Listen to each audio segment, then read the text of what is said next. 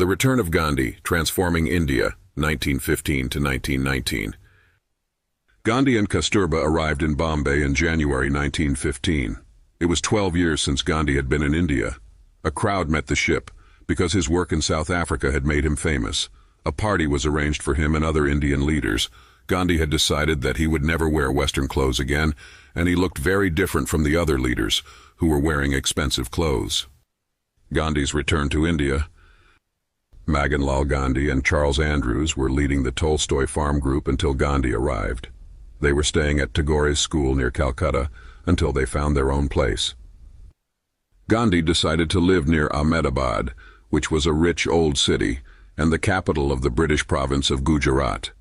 There were textile factories in the city, but it had been a center of spinning, and Gandhi was interested in the old way of spinning cotton. Gandhi was given land beside the river Sabarmati, and the group of about 25 people moved into low white houses there. Gandhi lived in a small room and slept outside even when it was very cold, but life there was not peaceful for long. Gandhi invited a young family from the untouchable group to come and live in the ashram. This was unpopular with many of Gandhi's friends, and at first Kasturba and Mahandas Gandhi were also unhappy about it. The ashram depended on gifts of money from rich Indians, and now these gifts stopped. One day, all the money had gone.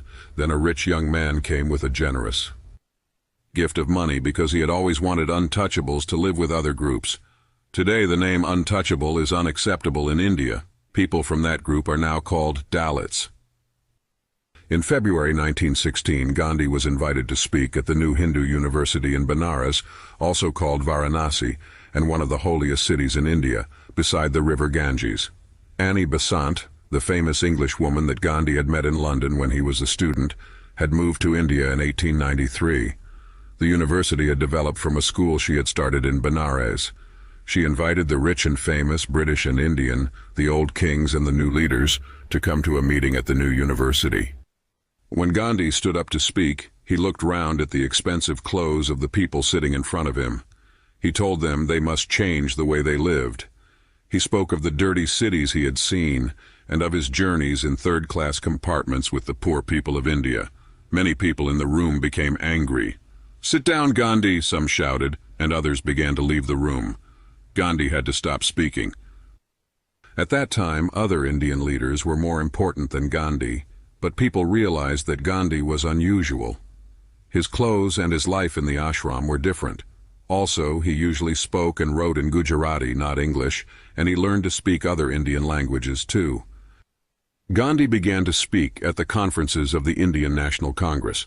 Vallabhbhai Patel, a successful lawyer in Ahmedabad, had laughed about Gandhi's opinions, but at a conference in 1916, Patel listened to Gandhi with interest.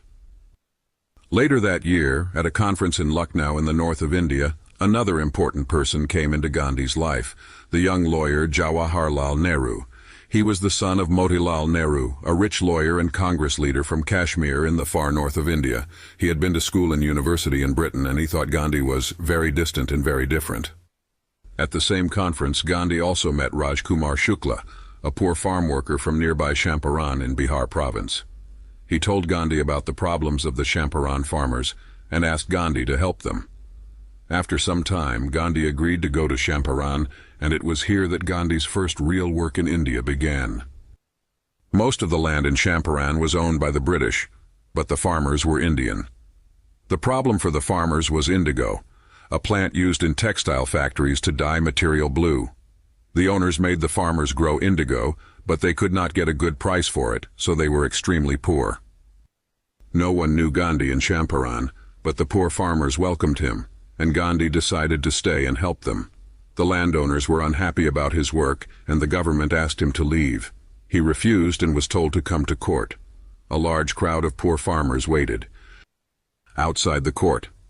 Later, Gandhi wrote that, "In this meeting with the poor farmers, I was face to face with God, ahimsa, truth." Gandhi told the court that he would not obey the order to leave because he was obeying a higher law.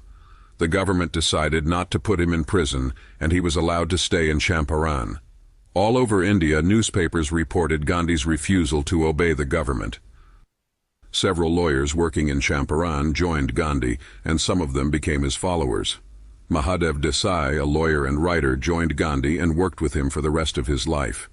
Rajendra Prasad and J.B. Kriplani, who later became important leaders, also left their comfortable lives and joined Gandhi in Champaran. Kasturba and others from the ashram came to live in Champaran to help the poor women and children on the farms. Gandhi talked to many farmers. He met teachers and doctors and also the landowners, and he wrote to newspapers about everything he saw.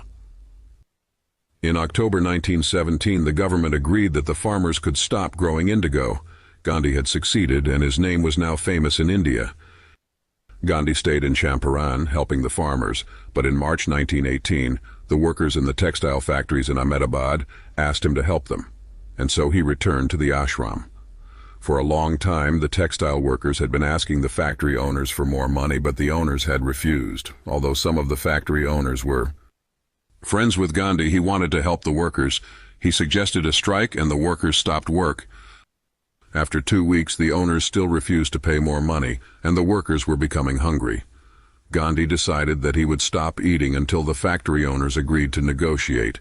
Gandhi fasted for 4 days, eating nothing and drinking only water.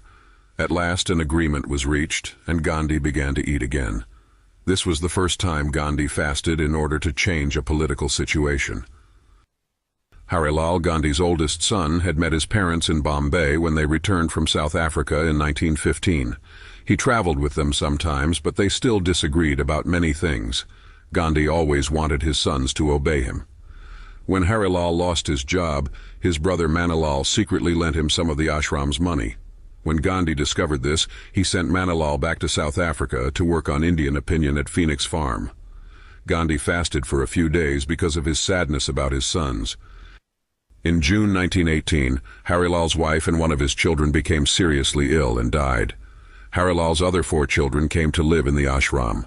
Gandhi tried to persuade Harilal to come and live with them too, but he refused. Father and son could not understand each other.